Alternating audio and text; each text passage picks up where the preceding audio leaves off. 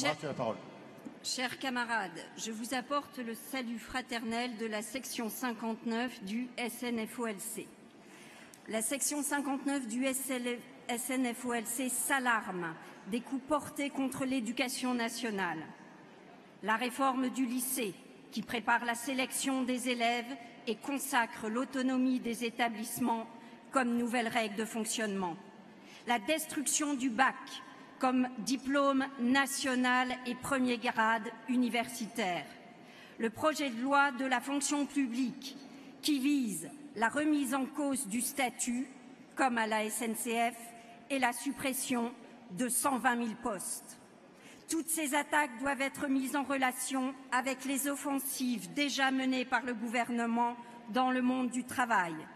Destruction du Code du travail, inversion de la hiérarchie des normes, remise en cause des diplômes reconnus dans les conventions collectives, amoindrissement du rôle des syndicats. L'unité publique-privée est plus que jamais nécessaire pour mettre un terme à tous ces projets destructeurs. C'est pourquoi la section 59 du SNFOLC a été très attentive au positionnement de la Confédération. La méthode, ce sont les négociations sur la base de nos revendications en utilisant la grève pour établir le rapport de force. Négocier, c'est chercher par la discussion une solution à un conflit d'intérêts. C'est défendre des positions de départ là où il y a divergence. En 2016, Force ouvrière a combattu le projet de loi El Khomri en demandant son retrait puis son abrogation. L'inversion de la hiérarchie des normes et la réduction de l'influence syndicale dans l'entreprise étaient des lignes rouges à ne pas franchir.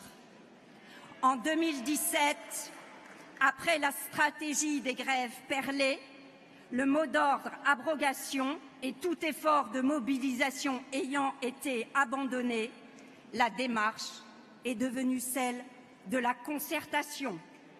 Se concerter, c'est s'entendre pour agir de concert, dans un objectif commun. La concertation se fait dans le cadre défini par la feuille de route du gouvernement. C'est à l'opposé de la négociation, car cela mène au renoncement de nos intérêts et à l'abandon du mandat. La règle, c'est la définition du mandat, le compte-rendu et le contrôle du mandat. Aussi, bien que la section 59 du SNFOLC partage les analyses que la Confédération a faites sur la loi travail et sur le projet de réforme de la fonction publique, elle votera contre le rapport d'activité.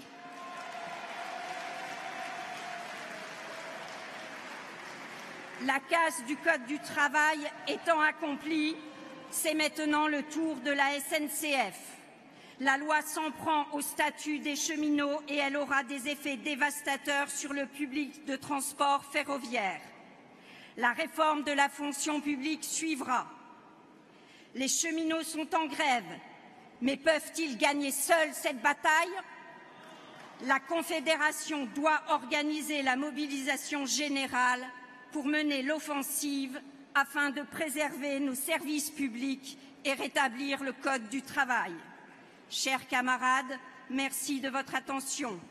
Vive Force ouvrière, vive le syndicalisme libre et indépendant.